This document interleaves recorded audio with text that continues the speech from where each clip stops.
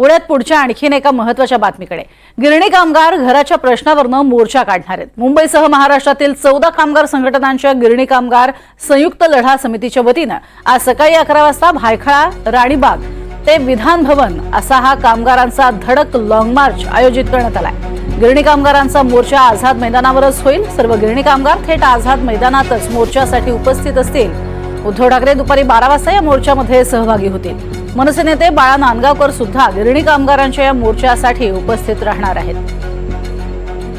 त्यामुळे कामगारांचे प्रश्न समोर घेऊन हा मोर्चा निघणार आहे। तब्बल 14 वेगवेगळ्या कामगार संघटना यावेळेला एकत्र येतील आणि त्याचं नेतृत्व जे आहे ते उद्धव ठाकरे आणि त्याचबरोबरीनं बाळा नांदगावकर करताना आपल्याला पाहायला मिळतील। अधिक माहिती घेऊयात अक्षय कुडकेलवार यांच्याकडनं। अक्षय, काय अधिक माहिती?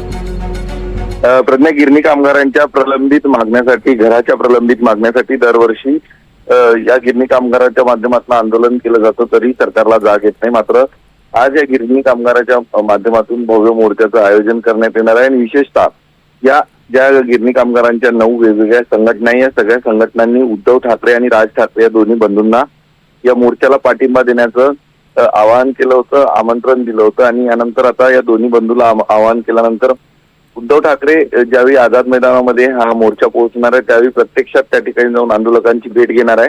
तर मनसेच्या वतीनं बाळा नांदगावकर आणि इतर मनसेचे जे नेते असणार आहे हे प्रत्यक्ष या मोर्चामध्ये सहभागी होऊन रस्त्याने पायी रॅली काढणार आहे।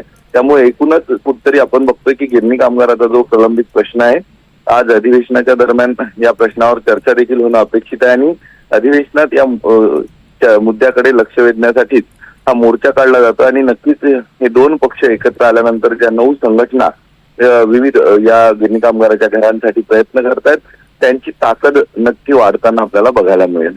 नक्कीच। तुर्तास धन्यवाद या संपूर्ण माहितीसाठी अक्षय।